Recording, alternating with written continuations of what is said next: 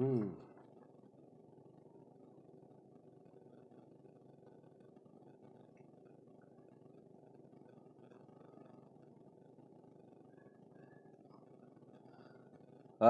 Minta maaf.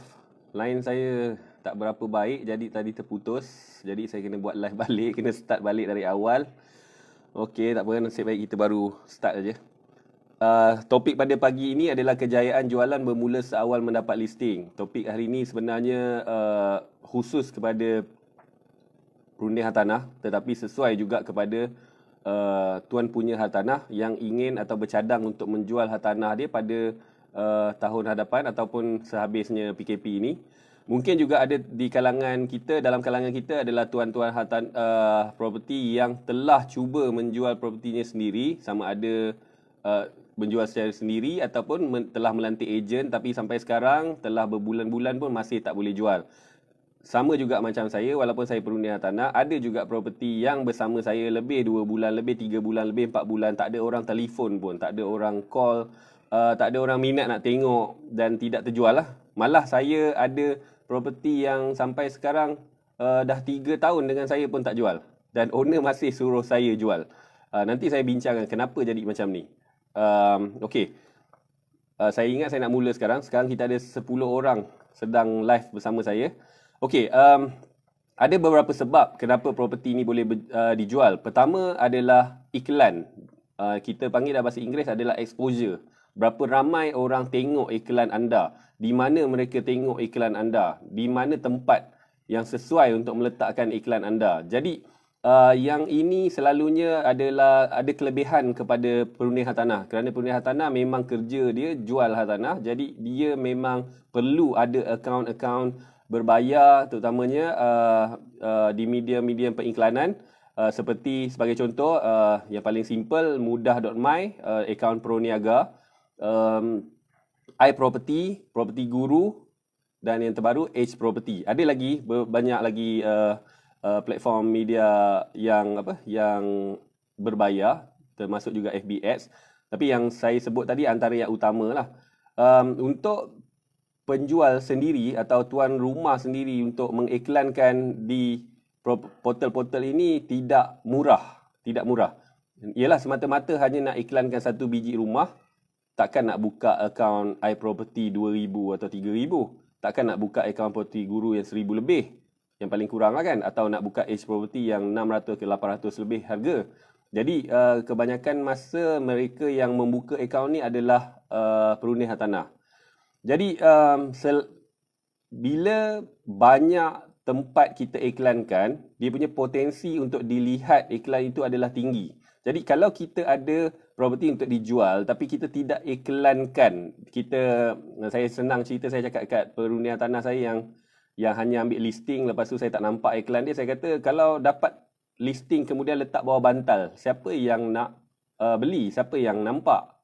Jadi ini penting. Di manakah iklan itu diletak? Berapa kerap you mengiklankan? Sangat penting. Jadi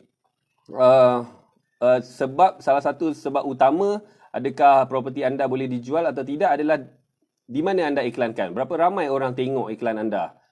Dan saya suka cakap iklan ini ada dua jenis. Satu iklan yang berbayar, satu iklan yang percuma. Iklan percuma confirm tak ada orang tengok. Senang cerita. Tak payah nak buang masa iklan di tempat yang percuma. Bagi saya takkan iklan dekat tempat percuma. Kecuali macam Facebook personal, kita nak posting saja, Facebook page kita, saya saja nak share sama kawan, tu tak ada masalah. Tapi kalau you mengharapkan sales datang daripada iklan percuma, saya rasa abaikanlah, buang masa, sangat buang masa. Sebab apa? Even ada setengah-setengah portal memberi percubaan atau trial percuma katanya, ataupun kalau dulu biasa dia charge 1,000, 2,000 atau 3,000, dia nak attract orang, dia kata okay, you join, I bagi you 100 saja atau 200 je, murah lah daripada biasa, sangat murah, bukan murah saja, sangat murah. Tak payah, jangan buang masa. Mereka dah buat dah macam mana supaya orang tak nampak iklan tu. Yang bayar mahal aja yang orang akan nampak, yang bayar murah memang orang tak nampak. Jangan harap. Jadi saya terlibat dengan orang-orang yang bekerja di portal-portal ni. Mereka memang dah bagi tahu saya terus terang. Jadi sangat buang masa. Kepada ejen-ejen kan, tak perlu buang masa buat iklan tempat percuma.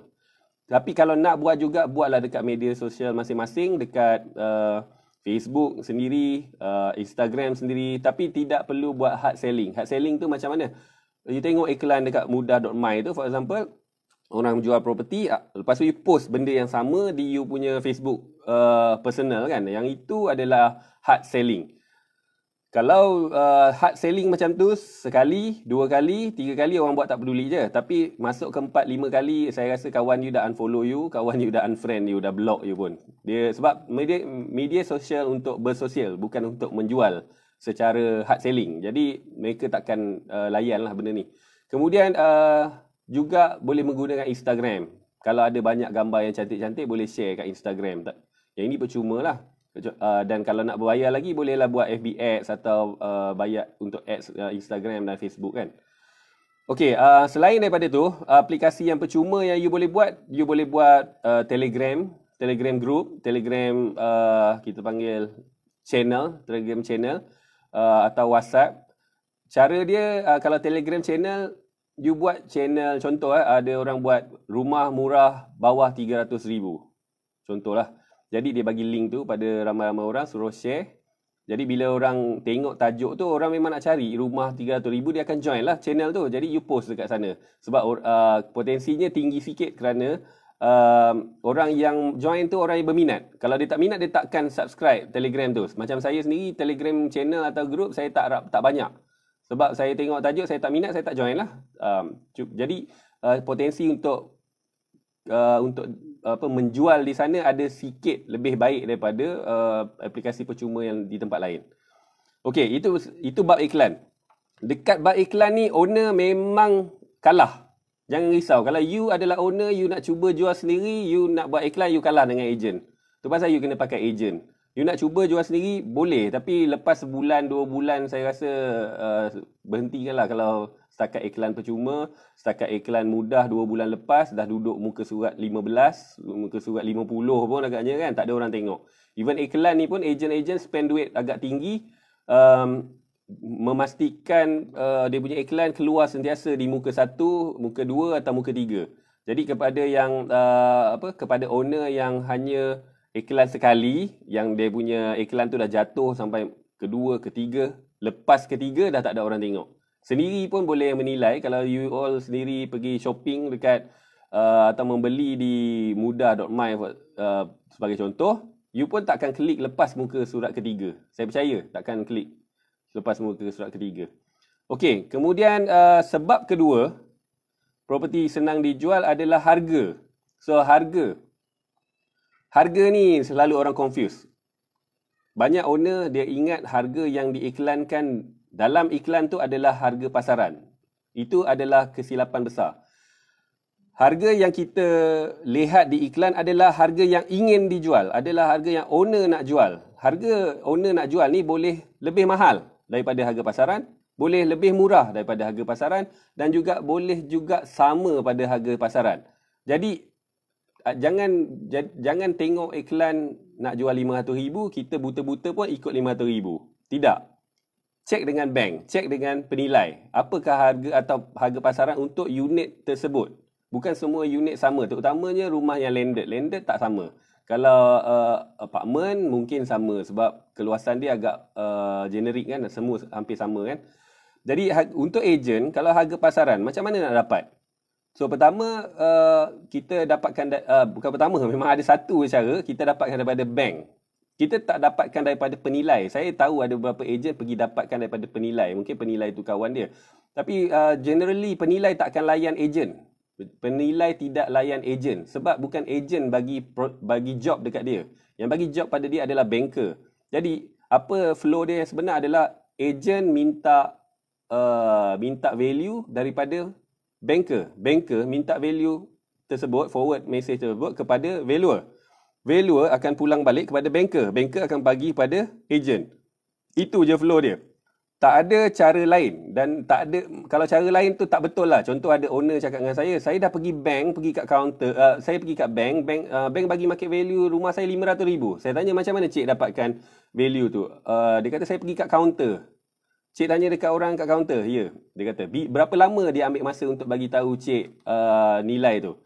Sekejap je dalam masa tu saya tanya terus dia bagi. Saya kata itu salah. Satu, pertama, saya ejen yang jual banyak rumah pun saya tak berani nak cakap value cik 500, value cik 600. Tak. Kedua, bukan kerja dia. Dia bukan valuer. Dia valuer saja yang boleh bagi nilai tu. Ketiga, dari mana datangnya 500-600 ribu tu? Dia ada pernah buat ke kes di situ kan? Jadi saya takkan dengar. Kalau owner cakap macam tu dengan saya, dia kata, oh saya dapat daripada bank tu, bank ni, saya tak peduli. Saya akan minta detail balik. Saya akan bagi pada bank saya. Bukan saya tak peduli apa owner dapat. Itu tak penting pada saya. Sebab apa you dapat membuat betul ke salah ke, saya tetap nak check balik. Okay? Ada dua cara untuk mendapat, tadi ada satu cara untuk dapatkan market value daripada bank. Bank akan dapatkan daripada valuer. So, ada dua cara pula pecahan dia. Setengah ejen akan ambil daripada bank-bank tertentu. Mungkin kawan dia ataupun dia dah ada relationship dengan bank Maybank, dan mungkin dia ada relationship dengan CIMB atau RHB. So dia akan ambil value daripada minta value daripada bank-bank ini. Tapi macam saya sejak tak silap saya dalam 6 tahun lepas saya dah pakai mortgage consultant. Saya tak pergi ke bank-bank tu atas nama mereka satu persatu. Saya pakai mortgage consultant. Mortgage consultant ini dia punya benefit adalah dia submit pada semua bank. Dia tahu semua bank punya kelebihan, kekurangan, kesesuaian terhadap pembeli, dia tahu. Jadi saya tidak perlu menghafal semua bank punya kriteria. Oh, Bank Simpanan Nasional macam ni, MBSB macam ni, Bank Islam macam ni. Saya tak perlu hafal. Itu bukan kerja saya. Saya bukan banker. Saya tak peduli pun semua benda tu. Yang saya tahu, saya ada case, saya nak bagi you. You nak ke tak nak? Saya tanya banker. So, you nak, you settle saya punya masalah. Macam tu aja. Saya jaga supply chain. Saya mengadaptasikan prinsip bisnes dalam cara saya bekerja sebagai perunih hartanah, iaitu saya ada supply chain sendiri. Saya ada rantaian saya yang cukup membantu saya, support. Dia support saya support dia. Jadi saya ada banker saya sendiri, saya ada lawyer saya sendiri yang bila-bila saya call dia akan jawab, bila-bila dia call saya pun akan jawab. So itu dah cukup pada saya. Dan yang salah satu yang penting adalah mortgage consultant kepada saya. Saya bukan kata banker tak bagus, saya bukan kata hari ini semua ubah jangan pakai banker. Itu bukan maksud saya. Maksud saya ini pilihan. Ini apa yang saya buat. Kalau you nak buat. Kalau you tak nak buat, tak apa. Tak perlu nak kata orang tu betul, orang ni salah. Itu terpulang. Macam saya kata saya pakai mortgage consultant. Kerana mortgage consultant ni yang tahu bank CIMB macam mana, Maybank macam mana. Kadang-kadang bila dia tengok application saya punya klien, dia kata, oh Hamizi, yang ni bank Maybank takkan bagilah. Yang ni bank kena pergi RHB lah. Yang ni mungkin public bank aja boleh bagi. Dia dah tahu. Tak payah saya nak pergi hantar application Maybank kena reject baru saya nak pergi ke sana ke public bank. Lepas tu reject lagi. Bila nak habis? Kalau saya ni tak peduli kalau saya bagi pada mortgage consultant, immediately dalam 3 hari 4 hari kita dah tahu dah apa resultnya. Tapi kalau saya bagi pada bank tu lepas satu reject saya nak test pula, mungkin lepas sebulan pun tak settle lagi loan application tu. Jadi ini cara yang saya buat. Dan saya untuk perunih hartanah di bawah saya suruh dia orang buat macam ni. Saya bawa mortgage consultant tu dan dia punya team untuk brief macam mana cara mereka bekerja nak dapatkan value daripada dia. Untuk tuan rumah pula, owner kepada property, jikalau anda nak dapat yang saya dapatkan, ejen-ejen ini atau perunih hartanah ini akan bagi format kepada tuan-tuan dan puan-puan, format macam mana penilai perlukan untuk di value. Kena isi semua maklumat. Kalau kurang 1-2 information mungkin akan menyebabkan value yang kita dapat tu salah. Itu yang sebagai perunih hartanah yang dah lama macam saya, kita tahu sama ada maklumat tu cukup, tak cukup, kita tahu. Tapi untuk yang baru mungkin ada masalah. So, hari ni saya tak dapat nak ajar semua benda tu, tapi saya sentuh sikit sebab benda tu ada nota saya. Okeylah, saya sentuh sambil lalu. Benda yang pertama yang dia nak tahu adalah alamat lengkap.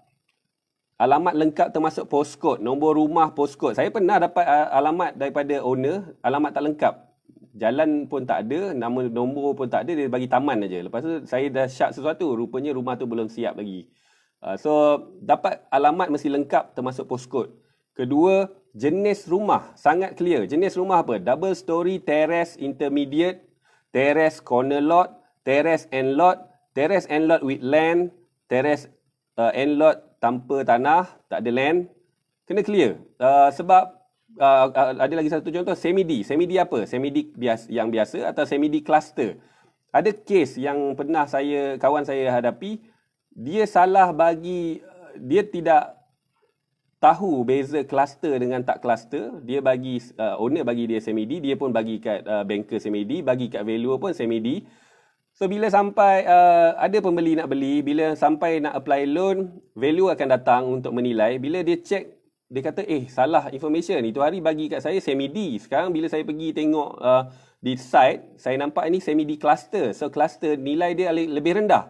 Jadi bila nilai dia lebih rendah, kerana salah informasi tadi, pembeli ni perlu, value tak boleh sampai yang dia orang nak berjual beli tadi. Jadi pembeli terpaksa top up lebih banyak daripada 10% yang sepatutnya dia kena top up. Akhirnya deal ni cancel. Bila dicek balik, diperiksa balik, memang valuer ni akan simpan mesej-mesej yang banker bagi. Banker pun akan simpan mesej-mesej yang dia dapat dan dia terima. Dia cek balik, memang ejen salah bagi. Ejen tak bagi semi-D cluster. Ejen bagi semi-D saja. Jadi dan ejen pun dapat daripada owner.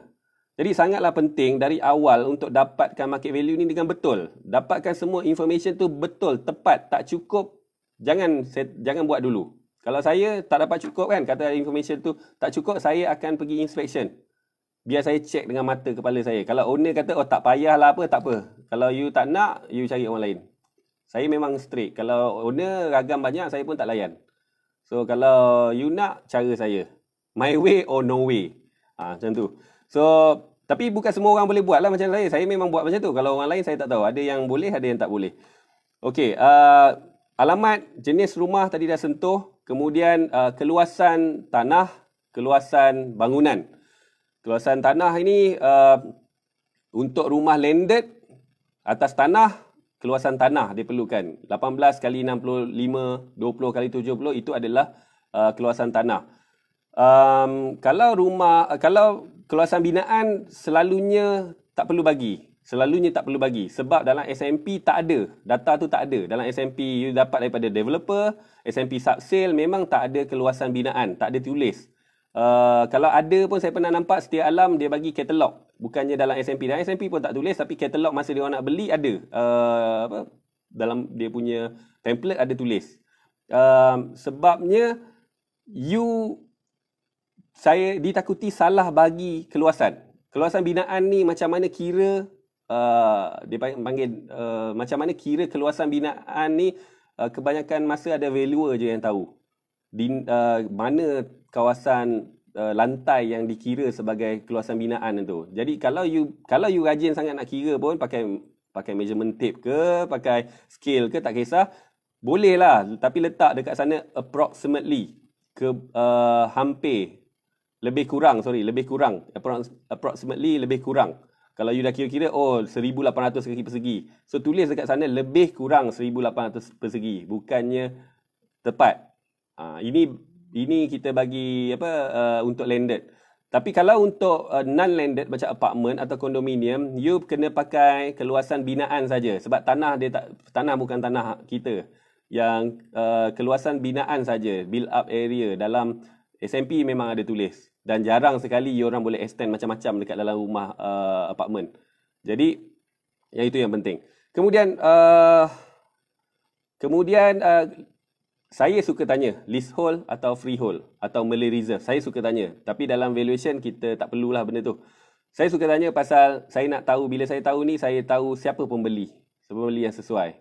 Harga dia macam mana, berapa mahal boleh jual. Saya akan tanya. Okey, lain daripada tu adalah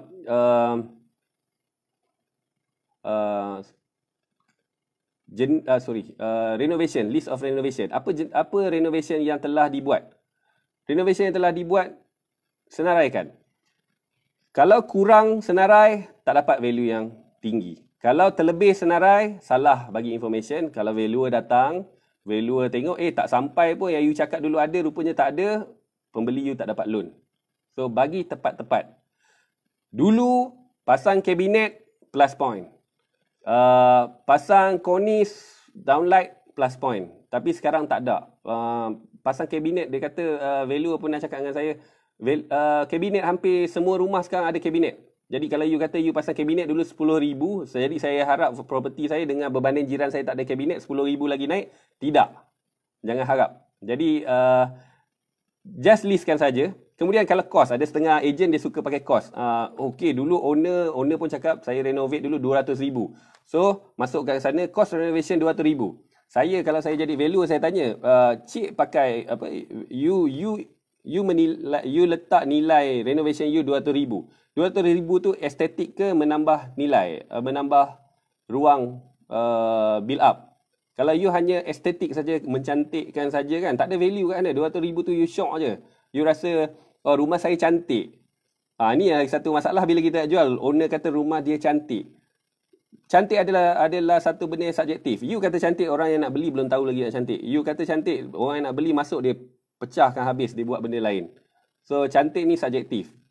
Okay, renovation boleh list tapi belum tentu dapat apa yang you nak. You kata dulu cost of renovation saya 200,000. Tak ada orang nak masukkan 200,000.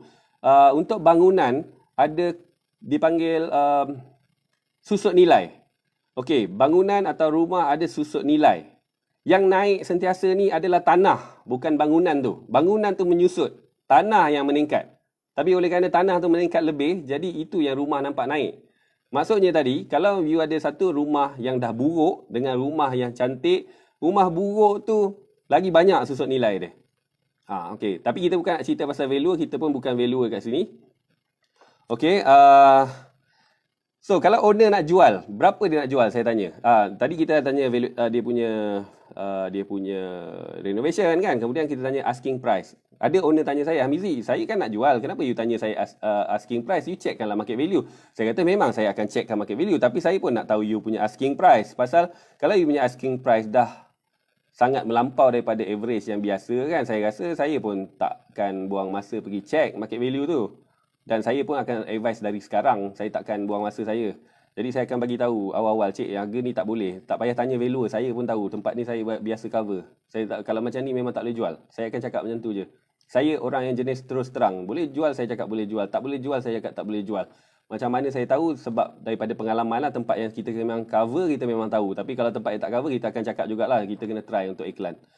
Okey, kemudian saya akan tanya juga, okey, itu cara kita dapatkan harga untuk market value. Kita hantar pada benda yang sama daripada owner tu, kita hantar kepada bank, bank akan hantar pada valuer, valuer pulang balik pada bank, bank bagi pada saya, saya akan bagi balik kepada owner. Okey, jadi berapa harga yang tadi kita kata apa sebab properti senang dijual adalah kerana harga. So ada harga pasaran, ada harga yang dijual. So macam mana yang nak senang dijual? Nak senang dijual senang, memang jawapan dia straightforward. Tak payah pergi sekolah tinggi-tinggi, tak payah nak belajar sains, rocket science. Cara nak jual paling murah, paling senang adalah jual pada market value atau jual murah daripada market value. Senang aja. Tak ada orang gila pergi beli mahal-mahal. Tak ada orang gila beli lebih daripada market value. So kepada agent, cakap je dengan owner. Tak ada, kalau you jadi buyer, you akan beli above market value. Jawab. Owner pun takkan beli above market value. Tak ada orang gila pergi beli above market value. Just terus terang pada dia. Jual pada market value atau below market value. Itu adalah paling senang. Kadang-kadang saya kecewa juga dengan agent-agent baru. Bila saya jumpa agent-agent baru, kita nak co-agency.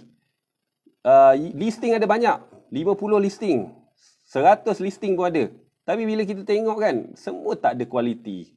Masa dapat dah tak ada kualiti. Masa dapat dah tak boleh jual. Lepas tu bila kata, kenapa harga macam ni? Dia kata owner nak jual. Takkan you tak bagi nasihat? You perunding hak tanah, you bagi nasihat pada dia. You bagi advice pada dia. Dia tak suka dengar. Memang dia tak suka dengar. Kalau harga rendah daripada apa yang dia nak, memang dia tak suka dengar. Tapi you sanggup ke? You sanggup ke lepas ni you tak boleh jual? Confirm tak boleh jual. Lepas tu dia kata, Hamizi ni bodoh lah, ejen bodoh, tak kerti jual. Ejen lain boleh. Dia katalah, padahal masa dia bagi dekat you, dia nak jual 500,000, market value 400,000. Lepas 6 bulan you tak boleh jual, dia bagi kat ejen lain, dia dah turunkan 400,000. Memanglah ejen tu boleh jual. Siapa pun boleh jual. Saya dah kena banyak kali dah benda ni masa mula-mula dulu. Jadi saya tak ada heran dah. Kalau you orang yang baru, terkena macam tu, saya tahu. Lepas tu siap boleh kata, oh ejen tu tak guna, ejen ni tak guna kan. So daripada ejen tu tolong educate you punya owner. Katakanlah, even kata perundingan tanah saya kata, katakanlah owner ni tak nak bagi you untuk jual kan. Biarlah, next. Biarkan dia. Biar dia nak cuba. Cakap kat dia, cik terima kasih, saya tak dapat jualkan rumah cik ni terlalu mahal. Tapi saya simpanlah nombor cik ni. Kalau ada buyer yang berminat, nanti saya call balik. Lepas tu you biar je, you simpan je nombor dia. Percayalah cakap saya, 6 bulan, setahun lagi dia tak jual. Kalau harga tu lah. So nanti kalau selepas tahun you tiba-tiba ada buyer, nak cari rumah kat situ, harga memang tak dapat macam harga dia nak, cuba call dia, tanya, ada lagi tak rumah cik? Ada lagi. Berapa harga sekarang, tanya kat dia. Mesti dah turun banyak. Mungkin you akan close deal. Itu aja cara dia. Kita memang yang dah lama-lama ni, yang mana nak jual harga mengarut ni, kita akan tulis kat dalam buku nombor telefon dia, tapi kita takkan layan lah, kita takkan iklan. Jangan buang duit, jangan membazir duit. Okey. Kemudian itu dua, iklan, kedua harga. Okey, ketiga adalah permintaan dan penawaran. Kita panggil demand and supply dalam bahasa Inggeris.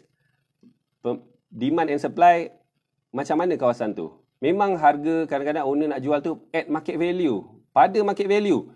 Kadang-kadang murah daripada market value. Tapi supply terlalu banyak. Macam mana you nak tahu? You buka Mudah. Buka Mudah.my. Ada 40 orang nak jual rumah di sana. Semua nak jual jenis yang sama. Kalau kata terrace intermediate. 40 nak jual terrace intermediate. So, ada yang paling murah, ada yang tengah-tengah, ada yang paling mahal. By logic, kita cerita logik. Kalau semua rumah 40 tu adalah rumah yang sama, tak ada kelebihan apa-apa, semua rumah intermediate, ada yang mahal, ada yang murah, paling mahal dan paling murah, yang mana satu yang orang akan beli dulu? Senang aja, tak payah nak belajar sampai ada degree nak jawab. You mesti rumah yang paling murah orang akan cari dulu. Orang akan sorting by cheapest. Dia kata sort by cheapest. Okey, orang akan nampak. So dia akan call yang rendah dulu. Tanya. Lepas tu tak ada. Okey, dah jual. Dia check yang nombor 2 rendah. Yang check nombor 3 rendah. Dan seterusnya. Jadi kalau penjual yang you baru jumpa ni, dia kata saya nak jual dan you check dekat dalam portal ke apa, you nampak dia punya harga tu nombor 41. Yang paling mahal lah orang kata kan. So you sendiri dah boleh advise dia, bagi tahu cik, dalam iklan macam ni. Cik bagilah ejen yang paling hebat dalam dunia pun belum tentu boleh jual. Sebab by logic pun, yang mana murah dulu orang cari. Orang pun pandai sekarang. Dia bukan macam dulu. Dulu orang tak pandai nak surf internet. Dia semua tengok dekat banner saja kan. Sekarang orang dah pandai. Orang akan sort dekat portal. Jadi orang akan tengok yang murah dulu. Orang akan call yang murah dulu. Orang tak akan call yang mahal. Jadi educate dia orang tentang demand and supply. Macam mana nak tahu pasal ni? You pergi tengok. Ada dua cara. Satu, you pergi tengok dekat portal. You sorting sendiri. Ini saya ada ajar dekat kelas saya, Mr. Exclusive. Kedua, kita pergi ronda sebelum, kadang-kadang 10 minit atau 15 minit sebelum kita jumpa dengan owner, kita dah ronda keseluruhan taman, tengok berapa ramai orang jual rumah kat situ pada masa tu, berapa banyak banner yang ada.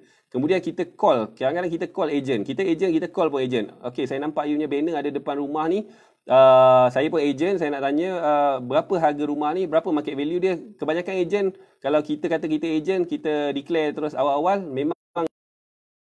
Dan kita jumpa, call orang sana, dah call orang situ, dah call ejen sana sini. Dia bagi tahu rumah dia dah sejak berapa hari bulan dah ada iklan sampai sekarang, tak ada orang beli, harga dia lagi rendah daripada cik. So educate dia. Kalau you tak educate dia, you buat kerja sia-sia. Saya banyak dah jumpa ejen, listing ada 100, listing ada 50, tak jual pun. Buang masa, bagi saya buang masa. Tapi kebanyakan orang dia syok. Oh, saya ada 100 listing. Bagus 100 listing, tapi berapa you punya closing rate? Kalau you punya closing rate adalah kosong, maksudnya kosong daripada 100 adalah kosong. Lebih baik you ada 20 listing yang berkualiti. Yang saya ajar dalam kelas saya adalah listing yang berkualiti 20. Tapi you punya closing rate adalah 20%. 20 daripada 20%, boleh dapat 4. Ada juga nilai, ada juga closing. Tapi saya bagi disclaimer kat sini, takut you punya bos-bos marah pula kan. Oh, bos you suruh dapatkan 100 listing, saya pula ajar jangan dapatkan 100 listing. Ini saya punya mazhab lah. Saya punya mazhab, ini cara saya. Kalau you punya cara macam tu, sesuai, you punya bos pun ajar macam tu. Saya tak nak kata bos you salah. Tapi saya punya approach adalah smart. Kerja dengan smart. Okay. Yang terakhir sekali adalah cek motivasi penjual. Bila kita jumpa penjual, kita tanya, penjual, kenapa cik nak jual rumah? Kenapa? Kita tanya dia kenapa. Kalau dia tidak ada motivasi menjual, jangan jual. Buang masa, buang duit. Duit kita paling teruk terjejas. Iklan sekarang bukan murah. Mudah.my RM5 satu iklan. Sehari, 2 hari je dah turun page ke-3, page ke-4. Lepas tu seminggu sampai 3-4 kali nak kena bump balik kan. Sekali bump RM5 lagi kan. So kenapa nak buang duit banyak-banyak untuk orang yang tak serius nak jual? So selalu saya akan tanya dia, kenapa you nak jual? Cik, kenapa nak jual? Ada yang saya nak cuba, saya nak test market. Orang test market ni tak payah layan. Maaflah cik, saya kalau cik tak serius nak jual, saya tak boleh. Ada yang setengah akan jawab, ada yang kata yang saya bercerai, saya kena bahagikan harta. Ada yang kata anak nak sekolah. Ini orang yang ada motivasi untuk jual. Kita bukan kata terdesak, kita bukan cari penjual terdesak. Jangan salah faham dengan apa yang saya bagi contoh ni. Kita tak cari orang yang terdesak, tapi kita cari orang yang memang nak jual. Bukan saja-saja, bukan main-main, bukan test market. Itu kita tak nak layan test market ni. Kita nak cari orang yang bermotivasi, orang yang betul-betul nak jual. Jadi kalau owner kat sana kan, dia kata macam tu kan, dia kata, saya nak tahu je berapa market value kan. Tak payah layan. Tak payah layan ni maksud saya. Bukanlah, cik, saya tak nak layan cik. Bukan. Maksud saya, kita ni orang berniaga, orang yang bagi servis. Saya menggunakan perkataan-perkataan yang pada hari ini, perkataan-perkataan yang straight to the point supaya you orang boleh tangkap apa yang saya nak cakap. Tapi sebenarnya saya sendiri tak ada cakap macam tu dekat owner. Dan saya tak nak layan cik. Saya tak cakap macam tu. Saya cuma cakap, cik, sampai cik dah betul-betul pasti nak jual, cik cari saya balik lah. Cik cek balik. Sebab value, kalau cik tanya sekarang pun dia akan berubah-ubah. So cakap macam tu. Bukannya saya pergi kata kat you pergi maki lah, you pergi marah dia lah. Tak ada. Jangan salah faham apabila saya cakap dalam live ni, saya akan cakap benda yang sama kepada owner style tu. Tak. Kita orang berniaga, kita tak boleh cakap kasar-kasar. Itu kena jelas lah. Okey. Owner-owner yang bermotivasi, motivated, kita panggil motivated untuk menjual. Owner-owner ni penting untuk kita bantu. Bagi dia advice betul-betul. Sebagai contoh, saya kena bagi contoh. Kawan saya sendiri jual rumah di Alam Impian. Dia beli rumah tu 1.4 juta. Lebih 6 tahun lepas. Dia beli baru daripada pemaju. Pada masa tu tak ada DIBS, tak ada rebate semua tak ada. Kena bayar 10%. So dia bayar RM100,000 lebih. Masa tu dia kerja oil and gas, gaji semua okey. Kemudian bila dia nak jual, dia kata, Hamizi, aku tahu sekarang ekonomi semua tak okey, aku nak jual dapat balik cover kos aku. Aku nak jual 1.5 lah dia kata. 1.5. 1.6, sorry, 1.6. 200,000 extra daripada apa yang dia nak jual. Okey, berbulan-bulan saya iklan dan saya bagi feedback kepada dia. Tak ada orang call, tak ada orang tanya, ada orang tanya nak minta murah, saya kata kan. So dia tak okey lagi. Kemudian satu hari dia kata kat saya, macam mana Hamizi, macam mana boleh bagi aku feedback tak, macam mana apa aku nak buat dengan properti, aku dah tak boleh tahan. So saya cakap kat dia macam ni, aku cakap benda ni kau mesti mungkin tak suka nak dengar atau tak berapa seronok nak dengar, tapi ini reality yang kena tanggung. Pada keadaan sekarang, tak ada orang nak beli pada harga kau nak jual, harga kau beli dulu pun tak ada orang nak beli. Maksudnya dulu dia beli 1.4 juta, tak ada orang nak beli pun 1.4 juta tu. Jadi, dia dengar mula-mula dia macam terperanjat lah. Tapi saya kata itu reality, you kena hadap. Sebab apa? Jiran, saya pergi sana, jiran sebelah lorong you pun ada jual. Banyak. Corner lot, dulu kita kata kalau corner lot, dia punya rumah corner lot ni special lah. Jadi, orang akan cari corner lot dulu, intermediate kemudian. Tapi dekat sana corner lot banyak kosong. Corner lot semua nak jual kan. Ada yang murah lagi daripada dia kan. Jadi kita bagi input yang betul pada dia. Dia nak jual, tak nak jual, dia setuju dengan kita, itu bukan masalah. Saya tanya you sebagai ejen, kalau yang ejen ada kat sini, you nak jual ke tak nak jual? Kalau you nak jual, bagi tahu keadaan sebenar. Keadaan sebenar tu kadang-kadang owner pun tak sedap, tak suka nak dengar. Tapi you sebagai ejen kena bagi tahu. Dan you kena belajar macam mana nak deliver berita buruk. Ramai orang yang saya jumpa, yang saya kenal pun sekarang, walaupun dah lama jadi ejen, tak pandai menyampaikan berita buruk. Berita buruk ni bukan senang orang nak menyampaikan. Jadi belajar untuk menyampaikan berita buruk. Ada skill dia, ada cara dia. Ini saya kena buat kelas lain. Ada cara dia. Bila you tidak pandai menyampaikan berita buruk dan you sentiasa keep the information ke belakang, simpan, dan orang last kali dia give up dengan you, dia cari ejen lain. Lepas tu ejen lain mungkin macam saya bagi terus terang dan boleh jual. Jual lagi murah daripada apa yang pernah diceritakan dulu. You sakit hati tau kalau you dengar. Dulu dengan saya dia nak jual 1.4. Sekarang dengan Hamizi dia jual 1.2. Boleh pula jual 1.2. Sebab Hamizi bagi tahu information dia. You tak nak bagi tahu. Sebab you takut dia marah. Sebab you takut dia kecil hati. Macam-macam kan. Jadi belajar untuk menyampaikan berita buruk. Ini memang saya ajar pada saya punya rant macam mana. Tapi ada setengah orang cakap dengan saya, Hamizi kau ajar macam-macam, kau pandai macam-macam. You punya rant tak pandai juga kan. Macam ni lah. Kita ajar. Orang nak pakai, tak nak pakai. Dia nak buat, tak nak buat. Itu kita tak boleh buat apa. Sama juga kalau kat dalam ni ada ramai leader-leader kan. Adakah you gagal sebagai leader bila orang-orang bawah you tak nak ikut apa you cakap? Tidak. Mereka ada banyak sebab untuk tidak ikut. Pertama, dia tidak percaya lah. Tidak percaya apa kita cakap. Dia tidak rasa lagi. Dia ada kerja lain. Dia buat kerja lain. Dia belum terdesak. Dan macam-macam sebab lain. Bukan pasal you tak bagus. Bagus tak bagus, jangan judge daripada apa yang orang-orang lain buat. Bagus tak bagus pada kita. Okey, kepada semua, topik saya ni, baru 10.43.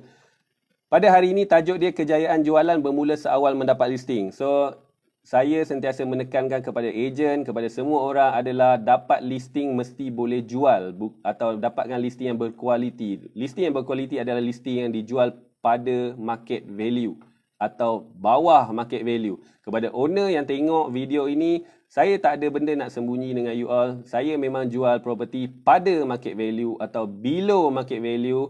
Atas market value, saya tak layan. Saya akan jelaskan kenapa pada owner, dia punya suka dia nak jual ke tak nak jual. Dan kadang-kadang saya bagi kad, saya message WhatsApp kat dia, kad saya kata kalau you rasa you dah ready nak jual pada harga yang betul, harga yang patut, you just call saya. So itu memang saya cakap jelas-jelas. Dan Alhamdulillah sampai sekarang memang ada kejadian di mana owner, yelah Cik Hamizi, saya percayalah you cakap dah banyak ejen janji dengan saya macam tu, macam ni, sampai sekarang pun tak jual, saya percayalah yang you cakap. Ada juga yang tak percaya atau malu. Orang kita ni bukan tak percaya, dia malu. Lepas itu hari tak nak dengar cakap Hamizi. Lepas tu dah jadi macam ni kan. Nak cakap, nak bagi tahu Hamizi balik, nak panggil Hamizi balik, malu. Pun ada juga orang menyampaikan kat saya, malu kan. Okay, so itu sahaja untuk hari ini. Untuk topik kita hari ini. Jadi saya, kalau siapa ada soalan boleh bagi soalan. Saya pun boleh, saya baru boleh check sekarang. Terima kasih pada yang tengok. Paling tinggi tadi 40 orang.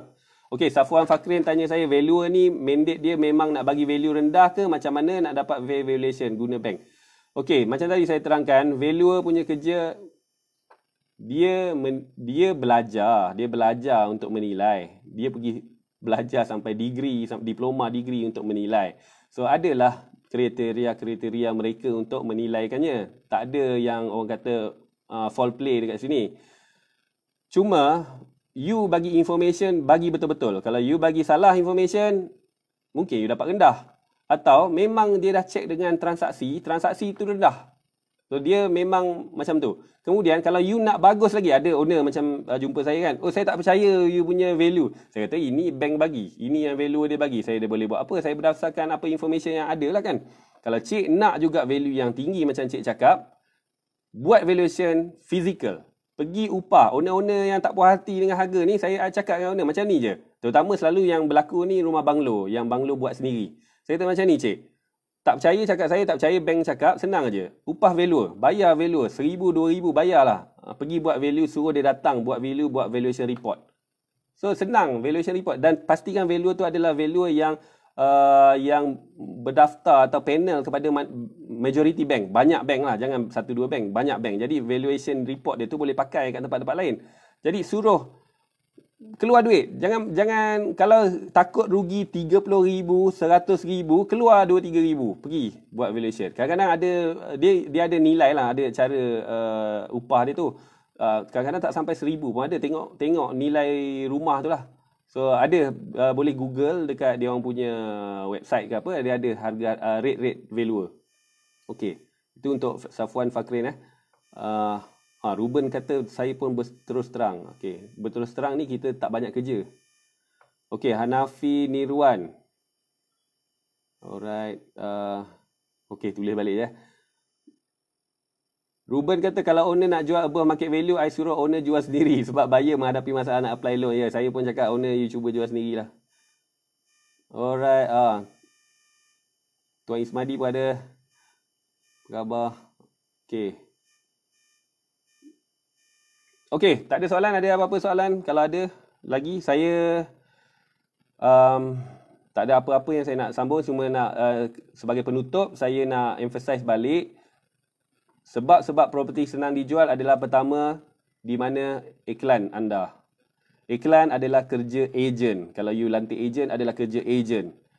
Kedua adalah harga. Harga adalah kerja owner. Bukan kerja ejen, kerja owner. Saya tadi tak sempat nak sentuh. Iklan tak nampak, salah ejen. Okey? Harga tak nak kurang, salah owner. Clear? Salah owner. Ada orang minta kurang RM10,000, RM20,000 pun tak nak layan. Okey, tak apa. Ejen tak boleh buat apa-apa. Itu owner yang nak. So, itu kalau tak jual, salah owner. Okey? Kemudian, ketiga, demand and supply. Check demand and supply. Keempat, check motivation owner. Ada satu trik lagi. Satu owner. Last daripada saya. Ada kadang-kadang you jumpa dengan owner kata, Hamizi, tak apa. You jual, saya kata, saya punya lantikan ni 3 bulan. Ada yang kadang-kadang ada form yang agensi tertentu dia 6 bulan. Okey, saya punya lantikan 6 bulan, saya kata. Tak apalah Hamizi, you jual lah slow-slow. I tak urgent, dia kata kan. So, orang-orang ni, you cakap, ikut skrip saya ni. Cik, jangan cakap tak urgent. Walaupun kita ni belum level wali lagi, tapi apa yang kita cakap selalu jadi. So, saya dah jumpa banyak owner yang kata tak urgent, tak jual rumah dia. Walaupun harga dah murah sangat, tak jual. Saya pun tak tahu, tak boleh nak explain. So, cakap dekat owner macam tu. Kalau you nak jual, cakap dalam hati, cakap dengan mulut juga, saya nak jual. Saya urgent, cakap macam tu. Jangan cakap saya tak urgent. Saya tak urgent, confirm tak jual. Saya tak tahu. Hamizi tak tahu kenapa. Ini macam X-file juga. Saya tak tahu kenapa semua listing saya yang owner kata dia tak nak, tak urgent, memang tak jual. Tak tahu. Saya pun tak tahu. Sampai sekarang saya tak boleh explain. Tapi yang saya rasa, sebab hati tak ada rasa nak jual, mulut masin tak nak jual, tak jual lah. So, ini adalah satu trik. Ada banyak lagi trik. Ada banyak lagi skrip sebenarnya. Kalau orang cakap ni nak jawab apa, orang cakap tu nak jawab apa. Macam mana educate client. Semua benda ni saya ajar. Sepatutnya itu hari bulan 3, awal bulan 4 ni saya ada buat kelas Mr. Eksklusif patutnya. Dekat sana saya ajar lagi lengkap lah, lagi sepanjang hari saya cerita kan macam mana nak dapat listing eksklusif aja, macam mana nak suruh nak handle rejection, macam mana nak cakap pada owner ni, semua saya ada buat dalam kelas tu. Tapi dah kena PKP ni tak dapat nak buat kelas tu. Kelas tu kalau ada senang nak ajar. Dan kelas tu saya tak boleh buat live pasal saya perlukan banyak benda bantuan mengajar. Macam tadi saya nak tunjukkan menunjukkan kajian pasaran tu kan. Kajian pasaran tu saya kena tunjukkan apa report yang saya buat. Jadi benda tu saya cuba buat pakai OBS semalam. Saya ada masalah lagi dengan bising, noise daripada mikrofon saya. Jadi saya buat FB Live. FB Live saya tak boleh tunjuk semua nota-nota dekat skrin. Okey, akhir kata daripada saya kepada anda 40 orang sekarang 30 orang, terima kasih banyak-banyak. Saya harap maaf jika ada menyinggung anda semua. InsyaAllah saya akan buat lagi kelas-kelas FB Live ini di minggu-minggu hadapan. Saya ingat seminggu dapat sekali atau 2 kali. Saya akan announce awal untuk membantu apa yang boleh. Jika